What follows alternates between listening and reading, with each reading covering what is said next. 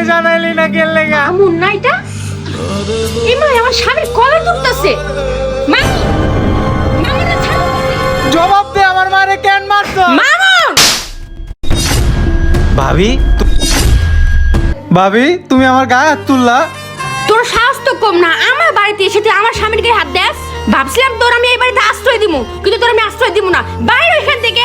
ভাবি তুমি লেগে এত কিছু করলাম 10 বছরে, এত টাকা পয়সা পাঠাইলাম, আর আজকে তোমরা আমার গায়ে হাত তুললা? এই শোন, তোর ওই বিদেশের 10 বছরের গল্প বাদ দে। যেহেতু মা মরে গেছে, তোর সাথে আমার এখন আর কোনো সম্পর্ক নাই। তুই আমার বাড়িতে বাইরে যা। আর আমার বাড়িতে আমি তোর মতো কেউ দেখতে চাই না যে আইসে আমার কলার ধরে পড়ে। সাহস কত বড় আমার স্বামীর কলা ধরে? ওকে বের করে দাও না কেন বাড়ি থেকে? যা বাইরে যা আমার বাড়ি থেকে, যা। ঠিক আছে ভাইয়া, আর কোনো সময় আসবো না এই বাড়িতে যেখানে আমার মা নাই। আমার এই প্রবাসীর ঘাম জড়ানোর টাকা হিসাব দিতে হবে একদিন। আরে যা যা। বন্ধু তোরে তো সব ঘটনাই খুইলা কইলাম, নিজের বাড়িতে আসলাম